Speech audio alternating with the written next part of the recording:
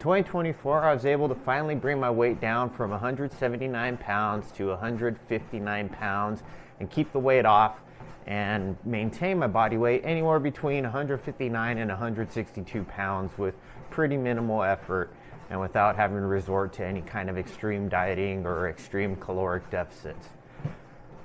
I'd attribute that success to a couple different things, but probably the easiest way I have found to consistently keep the weight off is by walking 10,000 steps per day.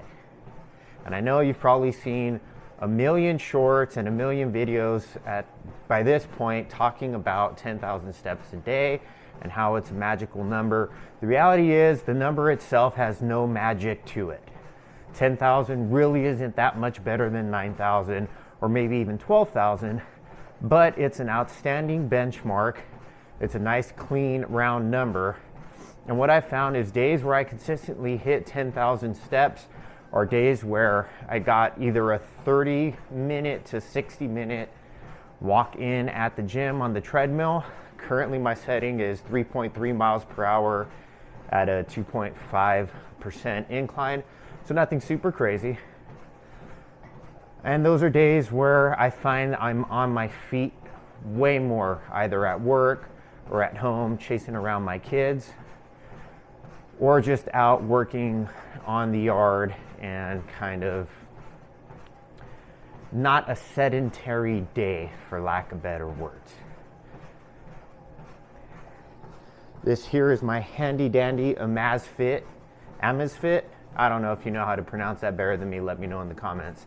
But basically it is a smartwatch that Amazon sells. It uses the Steps app on the phone, which has a really nice interface, by the way. And I really like this watch. It costs 39 bucks, so it's not super expensive. It's waterproof. I swam in the pool with it with the kids all summer long. Didn't start doing anything weird or catch fire or blow up on my wrist. And it does a lot of really cool things. Syncs up with your phone quite nicely. If you want to check text messages or answer phone calls like Dick Tracy, you can do that too. I don't use any of those features, but it is a consistent reminder of where I'm at for the day and where I sort of want to be. And I'll put a screenshot up here, but super happy with this metric. Probably happier than I am with even the body weight is for the entirety of the year, I have averaged over 10,000 steps a day, which was a goal of mine in 2024 and something I'm going to build and improve upon in 2025. 10,000 steps a day for the average person, average height and weight, burns anywhere from 200 to 400 calories, and there's several variables to that. How quick someone walks, what kind of an incline they're walking at, how much body weight they're carrying around. If you work in a profession, you're a firefighter or a cop or something like that, where you're walking but you have 20, 30 pounds of extra equipment, all these factors are going to weigh into how many calories you burn. I'm not really concerned with using it as a metric for calories burned. I never look at my watch or my app and say, oh, I've burned 300 calories walking today, therefore I can add these additional calories, or I could have this slice of pizza or something like that. I just sort of bake it into the cake as my baseline calories and don't give it a second thought and just do my calories. I never think of walking per se as this is how I burn calories, this is my mode of cardio. It's more just a standard given for me and my sort of baseline metabolic rate. And I'd encourage you to do the same. People start to get funny in my experience when they start looking at what they've done to burn calories for the day and what they can in turn replace for caloric input. I think if someone is in a fat loss phase, that is sort of self-sabotaging and not something I would get into. At home, I have a Nordic, what the hell is this thing? A NordiTrack, pretty nice treadmill. It's in the garage. Currently outside, there is snow on the ground and it's probably 28 degrees. So I don't have the luxury in the winter of just throwing on my shoes and walking out my front porch, walking 15 minutes in one direction and then walking 15 minutes back. And having 3 kids, I use this as sort of my quiet time for the day. I could throw on my headphones, I can watch YouTube videos, I can check email, I can do sort of those things that are a little hard to do when you have a 3-year-old climbing up your back and onto your head. But it is an essential in terms of losing fat and keeping the fat off for good. And it's the best start to my day. I find that walking is better than any amount of coffee, and if used in conjunction with coffee, chef's kiss. We've got the recipe for a really good morning and a really good day.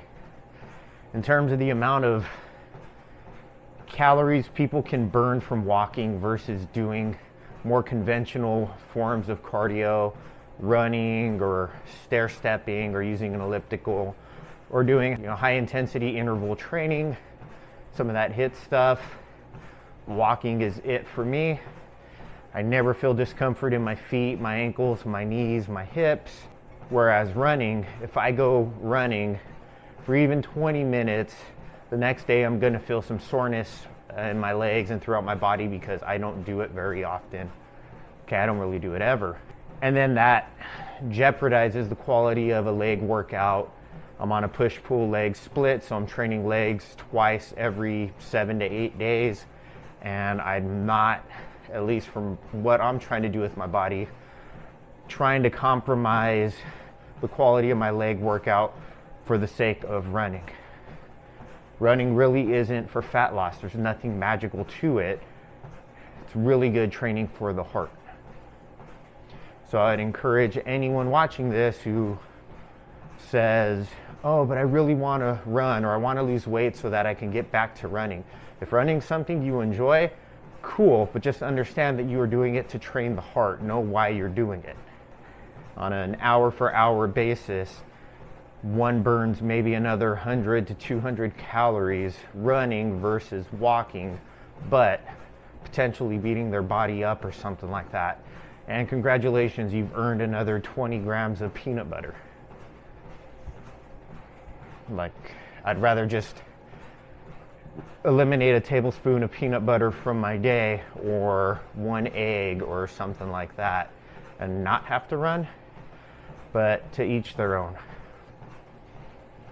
And for the people that I see droning away on the stair stepper every day at the gym, just sweating buckets, I feel for them because I feel like they are equating this sweat and the effort with calories dropped, and that's just really not the case. There's no correlation between the two.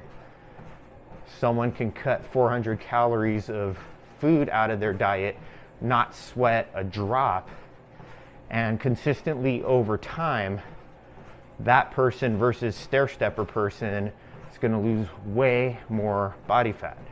Like, it's not even a matter of debate or worth looking into. It just is.